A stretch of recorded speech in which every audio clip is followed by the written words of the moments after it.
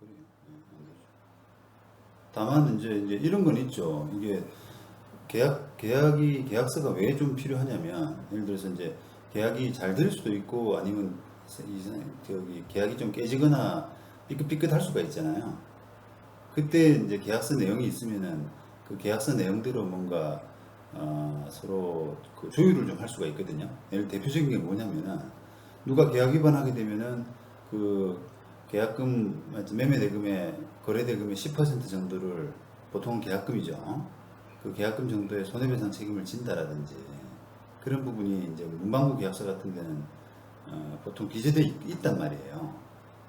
그러면 이제 그런 상황이 생길 때 그거 가지고 이제 예를 들면 계약 위반한 사람한테 뭐 10% 내라, 계약금 상당 내라, 이렇게 이제 위약금이라고 하죠.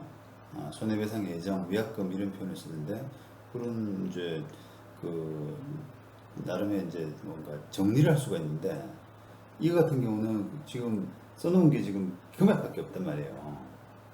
금액하고 그다음 밑에 부분은 절차 아닙니까? 이런 서류 가지고 오시면 되겠습니다. 뭐 이렇게 되잖아요.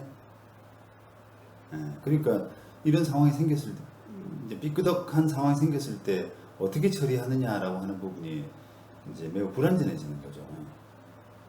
그래서 만약에 계약이 체결됐다라고, 구두상으로 계약이 체결됐다라고 하게 되면은 상대방으로서는 유일한 돌파구가 지금 이전 등기 해달라.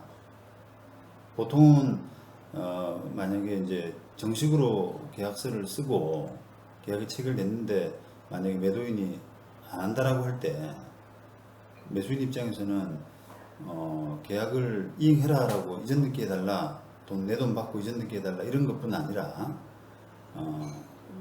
정해진 손해배상을 해달라.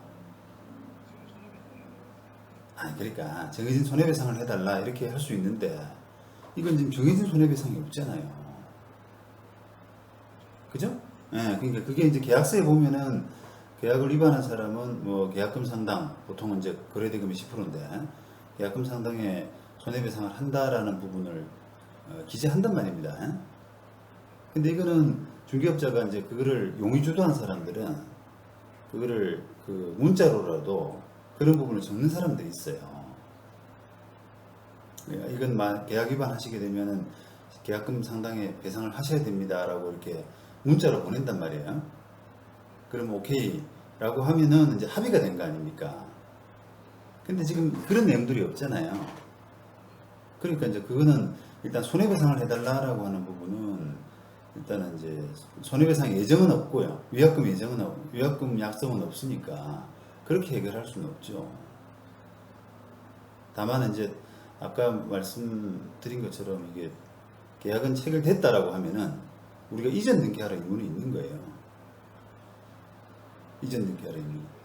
네네.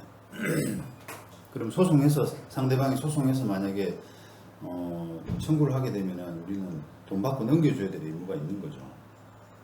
다만, 그렇죠. 다만, 상대방이 우리가 계약을 위반 안 했다고 해가지고 뭔가 배상을 해달라, 손해배상 뭐 10%를 해달라, 이런 거는 안 돼요. 근데 지금 그 적어주신 걸 보니까 뭐 상대방이 우리 매매 계약 된 걸 믿고 자기 임대를 했다 그랬죠.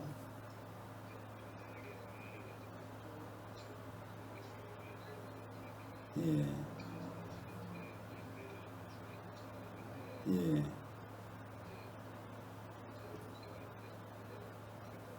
예, 네. 그러니까. 그런데 이제 우리가 계약을 위반하게 되면은 그 사람 이제 그 사람의 손해를 우리가 실제 손해를 물어줘야 될 책임은 있거든요. 근데 이제 그게 그 실제 손해가 될 수 있느냐, 과연. 그거는 이제 여러 가지가 이제 입증 책임이 그쪽에 남아 있는 거죠. 예,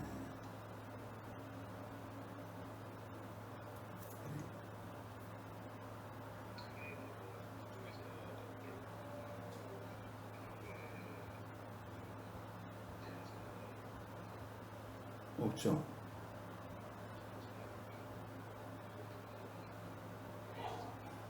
그렇게 될 수는 없죠. 아니, 이게 그렇게 될 수는 없죠, 이제.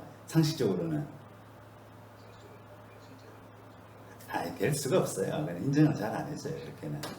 그러니까 이제 뭐, 예를 들어서 뭐 무슨 회사를 하는지 모르겠지만, 그거를, 우리가 이제 만약에 파토가 났다, 우리가 이행을 안 해준다, 그러면 어디 임시로로 뭐 사무실을 구할 거 아닙니까? 이게 지금 그 지식산업센터라 그랬죠. 여기가 뭐 몇 평이에요, 평수가? 몇 평이요? 그 일반 사무실 비슷한 공간이죠. 아니, 그래. 그러니까 그 공장이나 큰 이런 데가 아니라 그냥 사무실 비슷한 오피스 비슷한 거죠. 그러니까 그러면 뭐 그걸 우리 여기 못 들어왔 제때 못 들어왔다 그래가지고 얼마나 손해가 있겠어요. 그죠? 그러니까 이제 실제 손해배상은 별로 없을 거라고 생각이 됩니다. 짐작은. 이제 이게 중개업자가 증인 나오더라도 중개업자는 사실은 어떻게 보면은 그 증언을 할 때 객관적인 입장은 또 아닐 수가 있어요. 왜냐면은 이 사람들은 계약이 체결됐다 그래야지 자기한테 유리한 상황이 되잖아요. 보수도 받고 중개 보수도 받고 이렇게 되잖아요. 그러니까 그 사람들이 증언 나와서 뭐 계약이 체결됐다라고 말로서 다 6억 9,500에 이렇게 계약을 정했다라고 한들 그거를 한다고 하더라도 법원에서 그걸 반드시 믿는다는 보장은 없습니다. 그 사람들이 이해관계가 있기 때문에. 그죠? 그러니까 자기한테 스스로에게 유리한 증언을 한다라고 생각을 할 수가 있단 말이에요.